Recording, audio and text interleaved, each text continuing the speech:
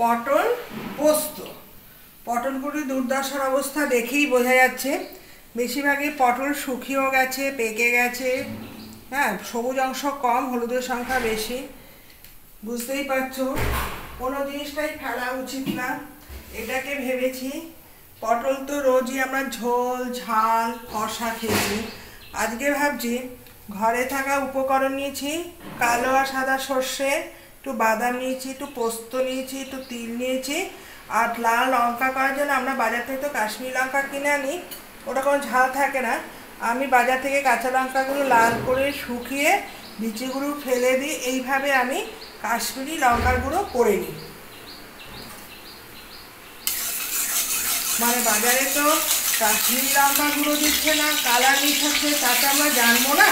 কিন্তু তোমরা যদি বাড়িতে এইভাবে কাশ্মীরি লঙ্কা গুঁড়ো, লাল লঙ্কা কিনে একটু শুকিয়ে বিচি ফেলে যদি একটু মশলার সঙ্গে বেটে নাও, যে তোমার রান্নার মধ্যে কালারটা অত চলে আসবে। এবার আমি জিরে ফোড়নটা দিয়ে দিয়েছি। ডুবো ডুবো করে আলু কেটেছি, যেহেতু পটলের সাথে তো আলু না দিয়ে খেতে ভালো লাগে না। আলুটা হচ্ছে আমাদের সকলেরই আলু পছন্দ, তাই একটু আলুও দিয়ে দিলাম। আলুটাকে এখন একটু হলুদ দিয়ে ভাজবো, কিন্তু এখন নুন দেবো না, কারণ নুন দিলে পটলটা যখন ভাজবো ওর মধ্যে কী হবে, জলটা ছেড়ে যাবে। হলুদ চিনি দেওয়া যাবে, কিন্তু নুনটা দেওয়া যাবে না।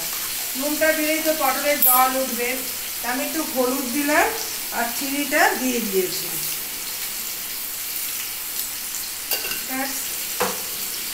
পটলটা একটুখানি রং ধরার জন্য আমাকে আলুটা একটু অপেক্ষা করতে হবে। আলুটা বেশ সুন্দর লাল হয়ে গেছে। এবার পটলগুলো ওর মধ্যেও দিয়ে দিচ্ছি।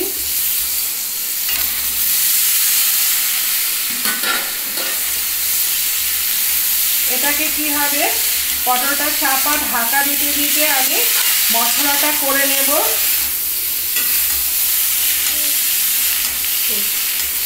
এটা চাপা ঢাকা থাকুক, আর কোনো মশলা দিতে হবে না, খালি নুন দেব, নুন আর এই মশলাটা ভেজে দেব। তাহলে এর মধ্যে আমার মিষ্টিটাও দেওয়া হয়েছে, হলুদ দেওয়া হয়েছে কালারের জন্য। আর এখন অল্প তেল দিয়ে পটলটাকে ভাজছি। আবার যখন এই সর্ষে পোস্ত দিতে গেলে ওপর দিয়ে যদি কাঁচা সর্ষে তেল দেওয়া যায়, টেস্টটা আরও বেড়ে যায়। এইবার আমি পটলটাকে কী করছি, এখানে বসিয়ে দিচ্ছি, চাপা ঢাকা দিয়ে হতে থাকুন। এখানে এখন কচুলতিটা বসাবো।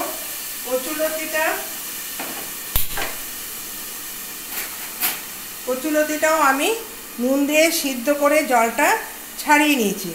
এটা কোনো মশলা টশলা যাবে না, এটা রসুন আর কালো জিরে দিয়েই করা হবে। বুঝতেই পারছো, গরমে তো পেঁয়াজ রসুনটাকে বাদ দিয়ে যদি খাওয়া যায়, অল্প তেলটা একদম খুব সামান্য দিয়ে, তাহলে অনেকটা হয়তো পেটটাও ঠান্ডা থাকবে। আমাদের গরমের সাথে সাথে পেটও ঠান্ডা রাখতে হবে, তাহলে ভালো থাকবে। এখন এই বাইরে খাওয়া দাওয়াটা পুরোটাই ছেড়ে দিতে হবে। এখন যত আমরা তেল খাবো শরীরটা ততই খারাপ লাগবে। এখানে আমি রসুন আর কালো জিরেটা দেবো। রসুনটা শরীরের পক্ষে খুবই ভালো। মাঝে মাঝে রান্নার মধ্যে যদি হলুদটা দিয়ে দিলাম, আর হলুদটাও দিয়ে দিয়েছি। রসুনটা গরম হতে অপেক্ষা করতে হবে একটু লালচে কালার আসার জন্য, তার জন্য আমি হলুদটা আর নুনটা দিয়ে দিচ্ছি। আর কচুলতিতে তো চিনি চলে না।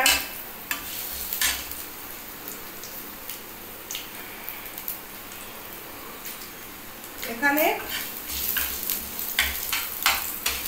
কালারটা বেশ সুন্দর এসে গেছে। এইবার আমি কি করছি, নুন আর হলুদটা এখানে রেখে দিয়েছি। কচুলতির সাথে নুন হলুদটা আমি মিশিয়ে নিচ্ছি। এখানে কচুলতি কিন্তু আলু দিয়ে অনেকে ঝোল খায়, কিন্তু আমার কচুলতির মধ্যে আলু আমি পছন্দ করি না, তাই আলু দিইনি। একটু লম্বা লম্বা করে কেটেছি, বা কচুলতি দিয়ে মাছের ঝোল খাচ্ছি। কচুলতিতে এমনি নুন, তবে এখানে সমস্ত কিছু মশলা বলতে এখানে কালো জিরে আর দিচ্ছি রসুন, সামান্য নুন আর হলুদ, এর মধ্যে একটু ভাজা ভাজা করে নিচ্ছি। আর এখানে কিন্তু ভালো সিদ্ধ হয়ে গেছে, দেখেছো টিপলেই বোঝা যায়। কিন্তু কচুলতি তো একদম ঘ্যাটটা ভালো লাগে না, এরকম গোটা গোটা থাকবে, দেখতেও ভালো লাগে। যেহেতু কচুলতিটা সিদ্ধ করা আছে তার জন্য কি হবে, এরকম গোটা গোটা থাকবে। আর এখান থেকে যেহেতু নুন দিয়েছি আবার জল ছেড়ে গেছে, এই কচুলতিটা ভাজা ভাজা থাকবে, অনেকটা শুকনো শুকনো ডাই করে খেতেও ভালো লাগে। গরমের মধ্যে কিন্তু এই যে সবজিগুলো বেরোয় খুবই ভালো, অল্প তেল মশলা খাওয়ার মধ্যে। কিন্তু পটলটা বেশি তেলে খাওয়া ভালো কষা, কিন্তু চিংড়ি পটল বলো, দই পটল বলো, পটল তো তেল মশলা দিতেই হবে।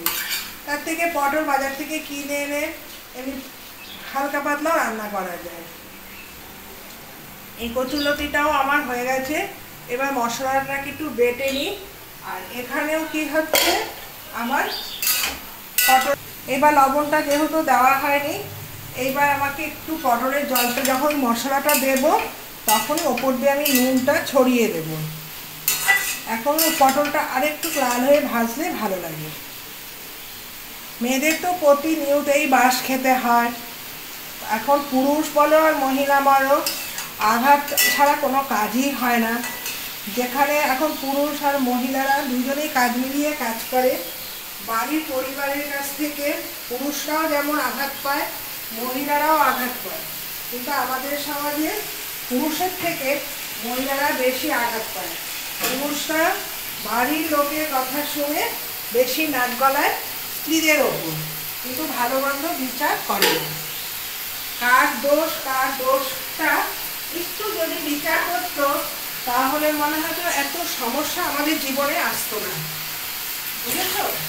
পুরুষরা সবসময় তার পরিবারকে সাপোর্ট করে, এটা সবাই জানো। আর মহিলারা যদি একটু সাপোর্ট করে তার বাবা মা। লাল করে ভাজা হয়ে গেল পটলটা, এবং তার মধ্যে ভাজতে ভাজতে যে আলু ও পটলটা সিদ্ধ হয়ে গেছে।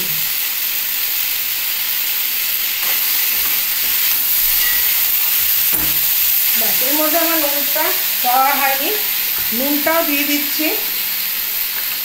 মিষ্টি আগেই দিয়ে দিয়েছি, নুনটাও দিয়ে দিলাম। আর এখানে তোমরা নারকেল, এটার সাথে একটু নারকেল কুড়িও দিতে পারো, কিন্তু এখন তো বাজারে নারকেল পাওয়া সম্ভব না সবসময়। ঘরে নিজেদের গাছ থাকলে একটা আলাদা ব্যাপার। তো এখানে একটু দেখেছো কী কী মশলা এর মধ্যে আমি অ্যাড করে দিলাম। এইবার এখানে ভালো করে একটু কষিয়ে নিচ্ছি। যেহেতু মশলাটা দেওয়া হয়েছে এর মধ্যে অল্প একটু তেল দিয়ে দিচ্ছি, কিন্তু যে কোনো খেতে গেলে ওপর দিয়ে তেল না দিলে খেতে ভালো লাগবে না। ব্যাস, আমার তেলও দেওয়া হয়ে গেল। এই মাখো মাখো এই বাটাটা দিয়ে খেতে বেশি ভালো লাগে। আর চাটনি তো থাকবেই, গরম মানে চাটনি, পেটটা ঠান্ডা থাকে। যেদিন টক দই থাকে সেদিন আর চাটনি করি না। আর বাজার থেকে তো সবসময় টক দইটা অতিরিক্ত কোনোটাই ভালো না, ভেজালের যুগ। যাই হোক, দেখো তোমাদের পটলের তরকারিটাও আমার বেশ সুন্দর মাখো মাখো হয়ে গেল। কচুলতিটাও দেখো একটু হালকা জল দিয়েছি, তো মাখো মাখো থাকবে। আর যে কথাটা বলছিলাম পুরুষের কথা বলছি, আর যদি পুরুষরা একটু সাপোর্ট করতো তাহলে মেয়েদের জীবন এত দুঃখ কষ্ট। এখন মেয়েরা সংসার করতে ভয় পাচ্ছে, বাচ্চা নিতে ভয় পাচ্ছে। কেননা বাবা হয়তো বাবার দিক হয়তো বাবার পরিবার ভালো, কিংবা মার দিক থেকে মার পরিবারও খারাপ। কে ভালো কে মন্দ বিচার করাটা তো সম্ভব না। তার জন্য কি হচ্ছে, এখনকার মেয়েদের আগেই বলছে না, ছেলেরাও বলছে না। আর অশান্তি, কেউ আর পছন্দ করে না। আর আমাদের সমাজে তো মিথ্যা নাটক আছে, অসুখ হলে নাটক, ছেলে মেয়ে পড়াশোনা করতে না পারলে নাটক। যেই ছেলেটি এত কষ্ট করে জীবনে অর্থ অর্জন করে তার জীবনে কোনো দাম নেই। দামটা হবে যে বিনা পয়সা বসে খেতে ভালোবাসে, তার জীবনেই দাম বেশি। এই হচ্ছে আমাদের বাস্তব। এখন মিথ্যার অভিনয়কে দেখলে আগে অভিনয় করলে একটু মনটা খারাপ লাগতো বা চোখের জলও এসে যেত।